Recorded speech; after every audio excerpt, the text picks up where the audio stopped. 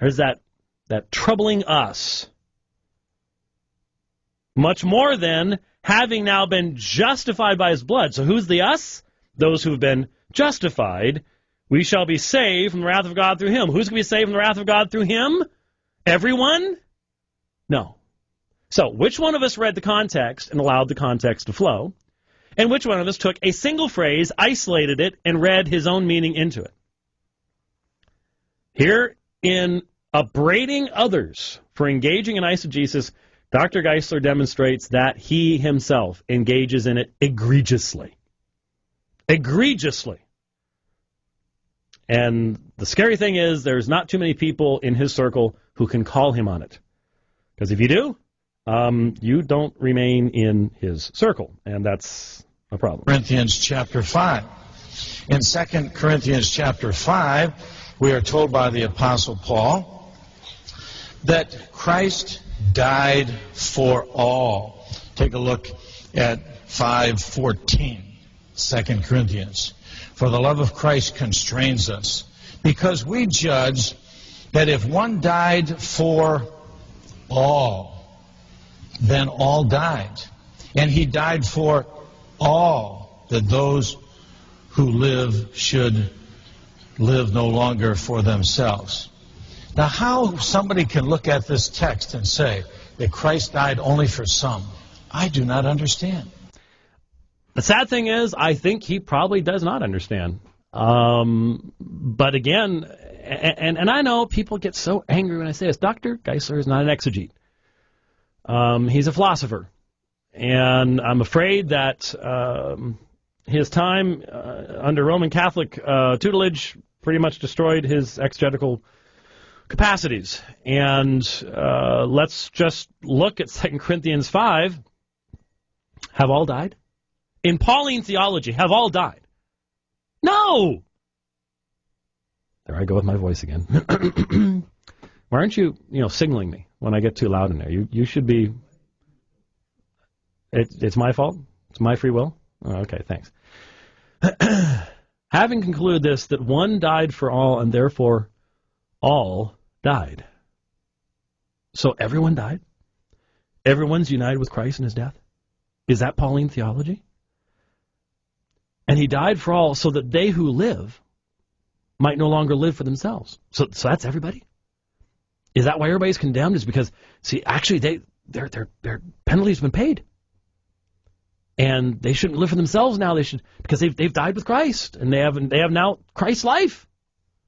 Or is this not the exact same terminology Paul uses in Galatians 2 of himself? Christ gave himself for me. He loved me and gave himself for me. I have been crucified with Christ. Are you really going to tell me that Pauline theology is that the people are standing on the parapets of hell, saying, I frustrated the work of Christ. I died with Christ, but here I am. I'm still in rebellion. Is that what you're telling me? So that they who live might no longer live for themselves, but for him who died and rose again on their behalf. On their behalf. Why even say on their behalf if it's everybody? Again, Dr. Geisler says, I can't understand how anybody cannot see this. And I respond, yeah, I agree. I don't understand how anybody cannot see this. But if you'd read more than just a few words in a row, it makes perfect sense. I do not understand how somebody without a pair of colored glasses called his theological system can look at a verse that says all and say it means some. Yeah, I mean, here you have a perfect illustration. One side exegeting the text, letting the other side speak fully. Listening to a person talking about how people with theological glasses on can't see the meaning of the text. And yet one side will not debate. One side doesn't do exegesis. One side only quotes parts of it. One side eisegetes the meaning all as in universal into a text that cannot handle that meaning and that does not lead you to that meaning. I think that's why some people think, that white, he's so mean, because we do this. We actually honor the text so much that it doesn't matter who's doing the eisegesis. We're going to expose it. And I think that's why you'll never see me on the big stages. I think this is what people ask me, why aren't you at this big thing or that big thing? I think this is why. Because there's an unwritten rule that once you get to a certain level of popularity, you're untouchable. Exactly. You don't point out when Norman Geisler's engaging in eisegesis. That's wrong. You don't talk about this upcoming apologetics conference at Southern Evangelical Seminary and say, excuse me, gospel being compromised here, by having Roman Catholics in, what you're saying, we're all going to get together, we're going to learn from each other, but we're not going to debate each other. What you're saying is the gospel doesn't define the faith any longer. When you have Dinesh D'Souza debating Christopher Hitchens, you have someone with a grossly sub-biblical worldview presenting the Christian side, quote unquote. And I know that if I point that out, I am slamming doors in my face. I know that. And by doing this, talking about Norman Geisler, talking about William Lane Craig, would you just shut up? You're a troublemaker. Believe me, folks, I know how we could have, 5 times the staff around here and 5 times the budget. But I can't do it. I can't do How can I stand in front of an audience Saturday evening in New York when I am dialoguing with a Muslim? And I'm going to predict right now that there are certain arguments that are going to be presented in regards to the nature of the New Testament and allegations of its contradiction. And I'm going to have to use certain methodologies, consistent methodologies, to demonstrate that those accusations are false. If I do that when I'm dialoguing with a Muslim, and I will not point out the same kind of eisegetical errors and inconsistencies on the part of William Lane Craig or Norman Geisler, then I'm a hypocrite. And I can't look at myself in the mirror and behave that way. I'd have a much bigger ministry, have a lot more people supporting us, but I can't do it. And so those of you who continue to support us despite all that, thank you very much. But the same way I know, that you're unusual, that we've got a little bit of a different perspective on things. And while I desire to be Christian and respectful to people, and I think I was to Dr. Geisler in the Potter's Freedom, people in our day assume any type of contradiction, any type of exposure of error means that you're mean and you're unloving. And I just look at the apostolic example provided by the Apostle Paul and the Apostle John. Look at Galatians, look at 1 John, and tell me I'm even living up to them, let alone violating what they did in naming names and standing firm for the truth. Just thought I might mention that in passing. How they can look at a verse that says the whole world and say it only means some of the world. It even gets stronger. Let's take a look at a verse in 1 Timothy chapter 2.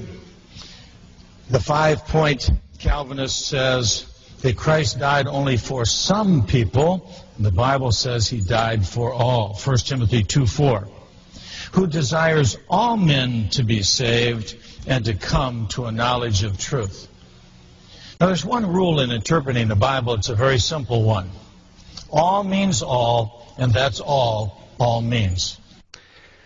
There have been a couple times when I've had Calvinist friends make reference to that. And it makes me a little bit uncomfortable because I don't want to misrepresent the other side, but here is Dr. Norman Geisler demonstrating a statement of just utter ignorance. Because anybody who has studied this issue to any depth at all knows that's simply not the case. Knows that there are many places where pas upon, in its various genders, has a delimiter that is attached to it. I mean, all men is not all creation. All believers is not all men. I mean, there's just all Jerusalem went out to see John the Baptist. Well, no, they didn't. There wasn't a situation where Jerusalem was abandoned, where there was not a human being left in all of Jerusalem.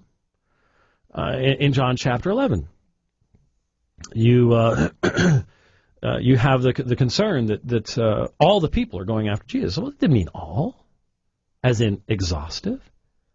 And so to say all means all, and that's all means, is just, I'm sorry, it's absurd on a level that is breathtaking, given that it's coming out of the mouth of a man who is considered to be such a great scholar, to be so well trained. You should show some kind of restraint at this point, because when you make that kind of a statement, it's so easy to refute it, given the context in which you're making it.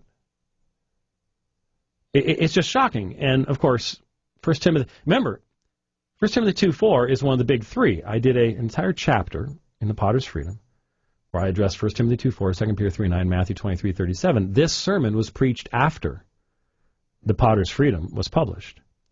And it might have been preached after that appendix was written. I'm not sure. And so you would think, just simply on a simple honesty level, that you would have to provide some kind of refutation to the exegesis that I provided, demonstrating that if you take all men in 1 Timothy 2:4, and I know that there are Reformed folks who take it that way, and they're talking about some just general type of prescriptive thing here. But the problem is that this text goes on to say, and you'll notice Geisler never goes on with text, at least not on this subject, on the deity of Christ, the Trinity, the resurrection. He can go on and on because he's right about those things, so he can allow the argument to flow. But this is one place where, for some reason, he doesn't allow the text to speak for itself because, well, he's wrong. He's not representing the biblical position. He's representing his tradition, and so he has to just cherry-pick the phrases. Why not go on to the next section and talk about and explain to us if there is one God and one mediator also between God and men, the man Christ Jesus, who gave himself as a ransom for all, the testimony given at the proper time. And explain to us. I think that I would love to hear, and it would doesn't strike you as a little bit strange that if we are now 9 years and more past the original publication of Chosen but Free, has anyone heard in that period of time Dr. Geisler provide an in-depth exegesis of this text and explain the mediatorial work of Christ in light of his assertions here? Because his assertion is that the men here is all men. So that means Christ is a mediator between God and all men. That means Christ intercedes for all men. Could someone explain then if his intercession is what causes him to be able to save to the uttermost, according to Hebrews 7?